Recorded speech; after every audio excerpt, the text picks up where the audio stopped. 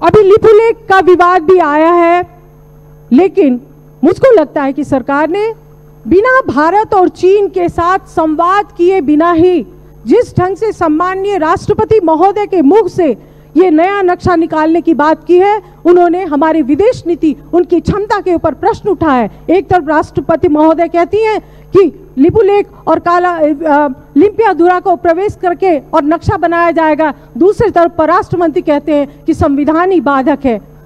सभामुख महोदय, विदेश नीति जुआ नहीं है, गैम्बलिंग नहीं है, वहां पर आप अपने दो छिमेकी देशों के साथ बात कर रहे हैं।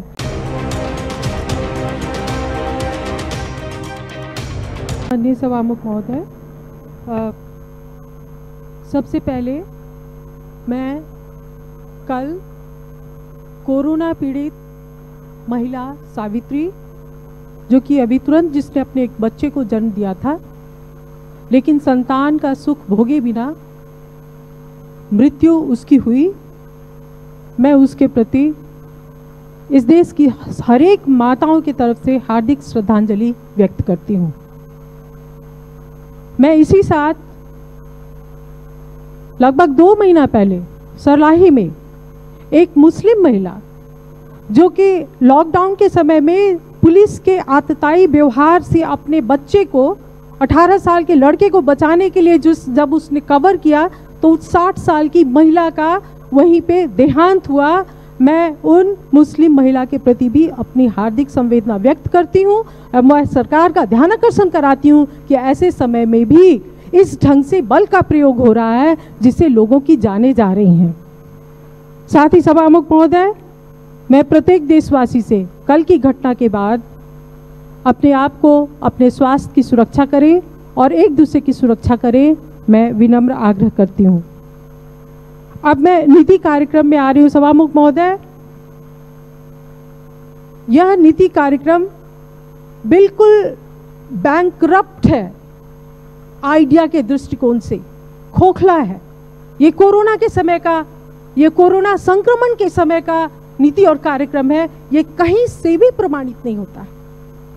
बिल्कुल वही पुरानी बातें, स्वास्थ्य को प्राथमिकता दी गई है, 50 बेड का अस्पताल बनाया जाएगा, 100 बेड का अस्पताल बनाया जाएगा, 200 बेड का अस्पताल बनाया जाएगा। अभी लॉकडाउन की अवस्था में क्या किया जाएगा उसके बारे में यह नीति कार्यक्रम मौन है।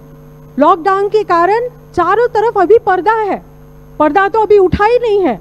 बड़े परियोजना की बात क्या करेंगे, लेकिन जो सबसे महत्वपूर्ण बात आनी चाहिए थी वो है राहत कैसे प्रदान किया जाए, देश की संपूर्ण जनता को कैसे सुरक्षा के संजाल में आबद्ध किया जाए और जो लोग देश से बाहर हैं उनको कैसे अपने घर लाया जाए, उसके बारे में यह नीति कार्यक्रम मौन है। सभामुख महोदय, किसी भी नागरिक का या व्यक्ति का जो उसका घर पे और उसके परिवार पे अधिकार होता है, वो राज्य का व्यक्ति के ऊपर जो अधिकार होता है उससे बहुत उच्च होता है। इसलिए राज्य व्यक्ति के घर और परिवार के साथ रहने के अधिकार का हनन नहीं कर सकती है। लोग घर आएंगे, बीमार होंगे, इलाज होगा या नहीं होगा, मृत्यु प्राप्त करेंगे या नहीं करेंगे, वो दूसरी बातें हैं। सबसे पहले जितने भी देश विदेश में जो लोग हैं अपने घर और परिवार जाना चाहते हैं, उनको घर परिवार पहुंचाने की व्यवस्था सरकार तत्काल करे। इस संकट के समय में एक बड़ा अजीब प्रस्ताव सरकार ने लाया है, परिपूर्ण लोकतंत्र, कॉम्प्रिहेंसिव डेमोक्रेसी। प्रतिस्पर्धात्मक डेमोक्रेसी के स्थान पे परिपूर्ण डेमोक्रेसी लाके क्या सरकार एक दलीय निरंकुशता जो स्थापित करने की उसकी जो चाहत है उसके तरफ इंगित कर रही है? क्योंकि इसमें जो एलिमेंट्स जिस नीति और कार्यक्रम में जो उल्लेख किया गया है, वहां पे ना तो कानून के शासन की बात की गई है, न संवैधानिक सर्वोच्चता की बात की गई है और ना प्रेस स्वतंत्रता की बात की गई है।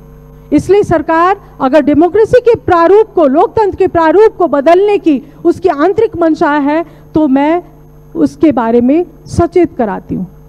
सभामुख महोदय, निर्मला पंत के उस 13 साल की बच्ची के बलात्कार और हत्या के बाद अभी का जो लेटेस्ट जो है अध्यादेश कांड और उसके पहले का मेडिकल इक्विपमेंट खरीदने के समय में जो भ्रष्टाचार का कांड हुआ है, मैं सोच रही हूं कि इन 2 वर्षों के आधार पे, 3 वर्षों के आधार पे हम लोग सरकार को कैसे याद करेंगे? प्रधानमंत्री केपी ओली जी, निश्चित रूप से मैं उनसे आग्रह कर चुकी हूँ, सोचे कि उनके किस काम के लिए हम लोग या नेपाली जनता उनको याद करेगी। मुझको नहीं लगता है कि कहीं पे भी संतोष करने की जगह है। मेडिकल इक्विपमेंट के बारे में जो भ्रष्टाचार हुआ सभामुख महोदय, मैं उसको सुनियोजित मानती हूँ। 2 महीना पहले इसलिए सामग्री नहीं खरीदी गई सामान्य नागरिक प्रक्रिया के तहत, क्योंकि जब अकस्मात, जब इमरजेंसी होगा तब भ्रष्टाचार किया जा सकता है। और एक नई दुखद बात क्या है कि अब सरकार भ्रष्टाचार के काम में सेना को संलग्न करा रही है। सरकार सेना को भी भ्रष्ट कर रही है, सरकार सेना को व्यापार देके भ्रष्ट कर रही है। जब मंत्रिपरिषद के द्वारा सार्वजनिक खरीद आइन के अंतर्गत जब व्यापार, जो भ्रष्टाचार का मामला जब लोगों के सिर से ऊपर चला गया है, नाक के ऊपर चला गया है, तो अब सरकार ने सेना के मार्फत भ्रष्टाचार करने का एक युग आरंभ किया है, क्योंकि सेना नागरिक के सरकार से ऊपर है, कानून से ऊपर है। लेकिन इसका मतलब ये नहीं है कि जनता ये नहीं जानती है। हर एक बात में इस सेना को ठेका, हर एक बात में नहीं, ये सरकार की विफलता है। स्वास्थ्य सामग्री कोरोना शुरू होने के बाद अगर सरकार यहाँ पे नहीं ला सकी है, ये सरकार की पूर्ण विफलता है। और प्रधानमंत्री केपी ओली जी, इसके बारे में सारी जनता के सामने में उनको माफी मांगनी होगी। अब मैं सुनकोशी परियोजना के बारे में बात करना चाहती हूँ। सभामुख महोदय, 2046 साल के बाद निरंतर सुनकोशी कमला डाइवर्सन के प्रोजेक्ट की बात आई है, लेकिन अब सुनकोशी मरीन ड्राइव लाया जा रहा है, बहुउद्देशीय प्रोजेक्ट लाया जा रहा है। प्रदेश नंबर 2 को सिंचाई की आवश्यकता है, बिजली से भी ज्यादा सिंचाई की आवश्यकता है। सरकार बिजली बनाएगी, वो बेचेगी, लेकिन जनता को पानी चाहिए। इसलिए ये सुनकोशी मरीन ड्राइव को हटाकर सुनकोशी कमला सिंचाई परियोजना लाया जाए। मैं निजगढ़ की बात कर रही हूँ सभामुख महोदय, क्या सरकार को पता नहीं है कि निजगढ़ के मामले में सर्वोच्च अदालत में मुद्दा चल रहा है? जब कोई मुद्दा विचाराधीन है तो उसको इस संसद में उठाने की हिम्मत कैसे सरकार ने की? क्या सरकार ने सर्वोच्च अदालत को ललकारा है या फिर सर्वोच्च अदालत को दबाव में डाला है? साथ ही सभामुख महोदय, बहुत सारी बातें, लेकिन सत्य निरूपण तथा मेल मिलाप आयोग, जिसके कारण आज भी शांति प्रक्रिया अधूरी है और लोग अटके हुए हैं। बेपत्ता व्यक्ति के संबंध में जो विधेयक है वह कानून का रूप नहीं ले पाया है, जिसके कारण शांति प्रक्रिया अधूरी है। शांति प्रक्रिया सरकार कब पूरी करेगी? उस बात को क्यों छोड़ा गया है? क्या यह विपक्षी दल के दमन के लिए किया गया है या पार्टी के आंतरिक लोगों को एक छड़ी दिखा के और नियंत्रण में रखने के लिए इस बात को छोड़ा गया है? इसके बारे में मैं ध्यानाकर्षण कराती हूँ।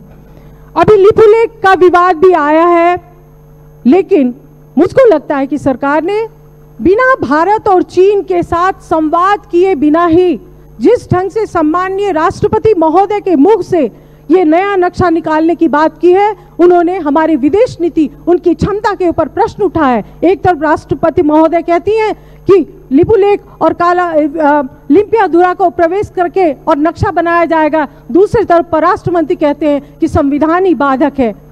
सभामुख महोदय, विदेश नीति जुआ नहीं है, गैम्बलिंग नहीं है। वहां पर आप अपने 2 छिमेकी देशों के साथ बात कर रहे हैं।